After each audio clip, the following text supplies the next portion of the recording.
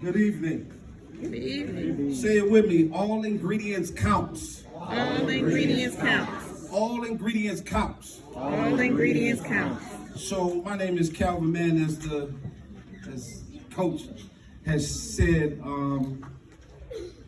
I'd like to really get into the points, but first of all, I have to give honor to God for the opportunity to be in purpose and to live out in purpose. Yes. A lot of times we don't know, right? And so just a little bit about myself. I became the youngest varsity basketball coach at Ferndale High School at 23. We started there, put over 40 young men in college, and a number of girls as well. And so in that process, I came across the formula, and the reason why I'm sharing that all ingredients counts is because over 37 years of work, there's been thousands of young people that pass through the work.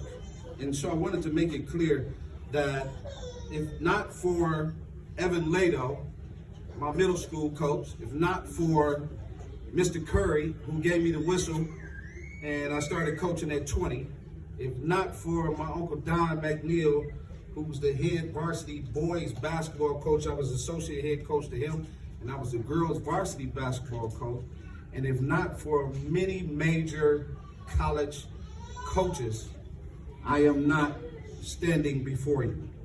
God has made sure that these men showed me, guided me, and protected me in the right way, and they were part of my ingredients. And you have to forgive me because I don't have my glasses, but Antoine is a great kid, was always a great kid. I'm not surprised. He's a good father. He always was tentative. Deontay Allen was another one that came with them. My son, two men, and Dominique, all these guys, Aaron Gant, all these boys, Torian Washington, all went on to play college basketball, football, and Aaron went to 3 national championship games. Torian went to 3 national championship games with Ohio State. These are the young men that I have to say that bought into the ingredients. So for me, 37 years, state of Michigan gave me my own day. April 6th is Calvin T. Mann Day, from 30 years of work. Thank you. In our nonprofit since 2007, over 22,000 youth, 68% male. We try to teach leadership at every level.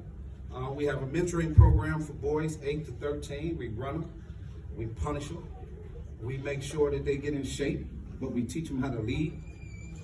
They come out stronger and better prepared. As Kate was talking about, I remember him as a young man, and he just grew into this handsome guy that is doing great things, and I shouldn't be surprised because his mom was very, very strict about the things that was around him.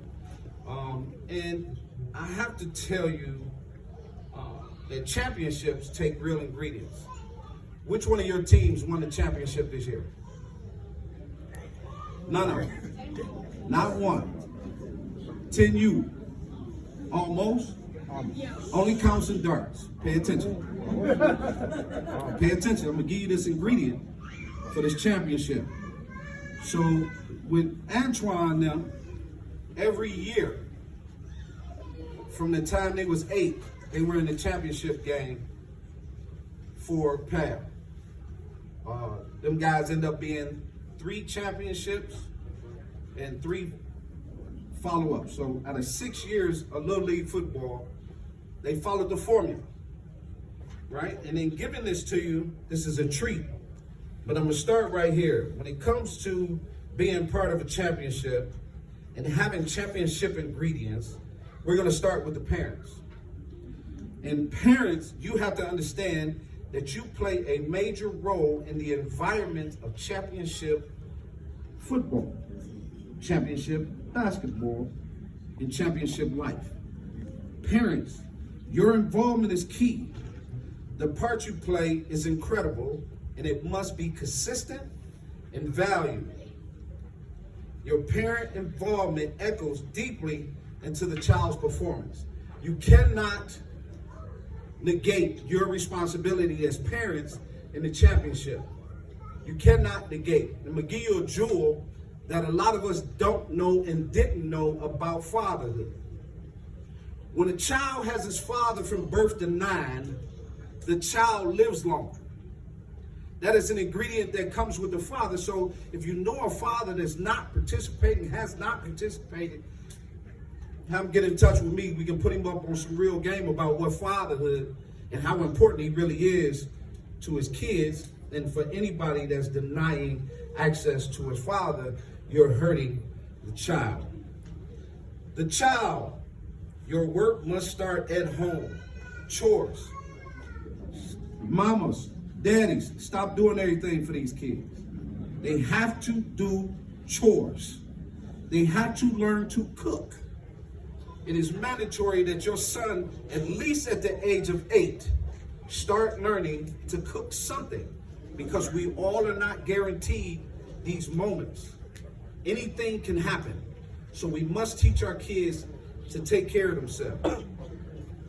The other part besides chores, homework.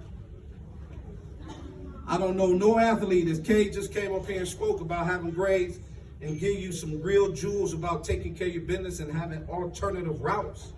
I know no athlete that played for me that didn't have good grades. I literally can tell you a story. Rob Warlow came into the gym. It was for basketball. Rob had his report card. And in our basketball program, you had to have a 2.5 or better, right? And you had to have the grades to show that. And so November 15th roll around for high school. I'm in charge of the academics, the teachers, and everything. And I have this much space for the crap. So what happened, Rob come in, was geek, but he had a D, which we tolerated no D's on his report card. Right? So Rob comes in, he's telling the story. He's like, Coach, man, he putting his plea down. I say, Rob, you know the rules. He's like, Coach, but I got this 3. I got this 3.6. All I got is this D. Like, you know the rules, baby. Right? I said, he's like, Coach, this is all wrong. It can't be right. I know I had a better grade. And he was taking Spanish. So Rob got kicked out the gym that day. Next day, before practice even kicked off, Rob in the gym with his paperwork, like, oh, she had the wrong grade, Coach, I'm here. And was celebrating, was dancing. I ain't had no D, Coach, I got a B. My grades went to a 3.8, so he was excited, right? And Rob went on to play 4 years, graduated college. Rob is now a father, business, real estate, all of that. And then all these boys are on my Facebook sharing their stories and how they're giving back. But the most important thing you need to know, good grades are demanded, period. Any of y'all skipping out on reading, math, science, any of that, your football, it's going to be hard for you to listen to a coach. Bad grades mean bad ears. A lot of times you got athletes that we accept bad behavior just because they're good. We didn't do that. You got to go. Kicked out the best player on everything I own. Best player on the 9th grade team come in, he was dunking the ball, everything. Yeah, but them grades came out, my man. Get out of my gym. Hey, coach, get out the gym. You're not eligible for a drink of water. You know what I'm saying? So in that process, he like, Coach, you gotta go. We not carrying nobody, and you can't carry these kids. That's important that you understand that, because I see so many people try to carry these athletes and then it come back to bite them, and you always having to carry them, and they never learn from the hard lesson that they need to learn from. Again, all ingredients count. Coaches, as a mentor, you must guide them and teach them as an extension of the family. We have far too many young men who are not properly guided by the example in front of them.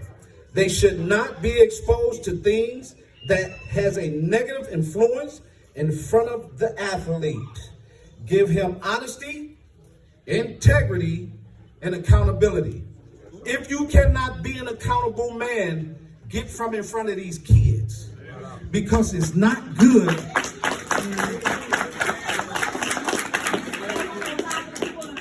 It's not good for him to see an example, Brother Tim, on the streets that he see on the sideline coaching. We cannot be showing that example. It's very, very tough, because you create more problems for the culture, and you create more problems for the future, and you develop bad things which lead to bad families and bad results. So you got to be accountable as mentors. In our mentoring program, there is no fraternizing. You, the parent, the kid, everybody is getting out the program if you fraternize with any of my mentors. This is facts. Check the record. I've been at this for 37 years, and it wins. Nothing but wins. So I'm giving you this ingredients because it's very important to your championship. You cannot be a champion without these things that I'm giving you, because every championship team you see has this ingredients. And player, Brother Franklin, my first basketball player was Dwayne Stevens, associate head coach at Michigan State. He's now at Western Michigan. My second is Cornell Mann, my brother. He's at the first black coach at Grand Valley. So the legacy continues with the ingredients. And I tell you this because I'm going to get to a little small story as we get to my last point. This is the point that I'm going to give you the secret sauce of the ingredients that everybody can leave here with. Say it with me. All ingredients count. All ingredients count. Right? So here it is right here. There will be moments in life when a stranger says something. We all been somewhere at a gas station. We all been somewhere at a store. You done seen on Instagram where a crackhead has something to say. He was broke, dopey, whatever y'all want to call them. The words that they spit that day, that's part of your ingredients. See, we have a tendency to ignore good ingredients. We'll take in the bad, develop a bad recipe. I'm giving you the good ingredients. You ignore the bad, and you pull in the good to get the championship recipe so you can have this success. As you continue, young men, people, listen. Get to know your grandparents. Ask your grandfather. Ask your grandparents their story. Talk to them. Get some more ingredients that's going to add to your legacy. You need to know your elders, not disrespect them, make fun of them, look down on them, don't help them, kick them. All the crap we see on TV about how we treat elders, in that elderly person is ingredients. You need to ask, talk, listen, and learn from your elders. It's so important. Culturally, you might be the only culture that does not value the grandfather, the grandmother. You're looking at them as a check and not understanding how important, Brother Franklin. My granddaddy was a plumber and he didn't play. And if my mama called my granddaddy, right, and my granddaddy showed up, that's a whooping nobody wanted. You hear me? My granddaddy was 6'5". If he showed up, if my mama called my granddaddy, it was over. If my mama called my dad, we had long hair like you fellas, and my mama called my daddy, and we go bald, it's off, right? So understand how important your elders truly are, right? I need you to listen to your adults. Be respectful, young men. I need the adults to always impart positive information. Get them tools that they can use. I need you to listen to that. I need you to take that in. Sometime write it down. Do not ignore your elders. It could be a big mistake. As we went on, here's some good to that secret ingredient right here. Your success recipe does not include negative intake. Your success recipe does not include negative intake. If you take in negativity, if you throw a raisin in the middle or macaroni and cheese, it's a loss. Nobody's eating it. That's a bad recipe. And whoever gave you that advice, throw them raisins back at them, right? But that's a bad recipe, so it's not going to be good. If it's negative, do not add it to your recipe, right? So here's what you've been reading on right here, right? I don't have my glasses, so I want y'all to know I had to look because I left both pair of my glasses, and that's not me, but I did it today, right? Here's what you need. This is what I use for my success. Here it is. Is this for everybody in the room? God, family, and I'm gonna enlighten you on family. Stop speaking negative about family because they not loaning you no money. Stop speaking negative about family if they tell you no. The problem with today's society, we have a hard time hearing no. No is no. Doesn't mean that they don't love you. Doesn't mean they don't care about you. Sometimes we just don't have it, and no is no. And everybody has to learn to accept no. The third one is prayer. If I meet another kid, Brother Cam, we pull kids into the mentoring program, and they have not been taught how to pray. That's part of your secret recipe, right, for you to win, right? Because prayer is the add-on, right? So it's God, then it's family, then it's prayer, then respect. Self-respect might be more valuable than you're willing to give it. You have to have self-respect. Self-respect has to be taught. Next is discipline. Discipline is loyalty to oneself. That's one of my favorite t-shirts at Emmy Apparel. Get ready for EmmyApparel.com. We put product in over 7 countries. We continue to do so and to put back into work. But discipline is loyalty to one's self. Being disciplined is good to you. Remember that. The next is your routine. What your routine look like, Kay? Right? So what your routine look like? You get up and you fall out the bed. Well, you ain't bent over to pray.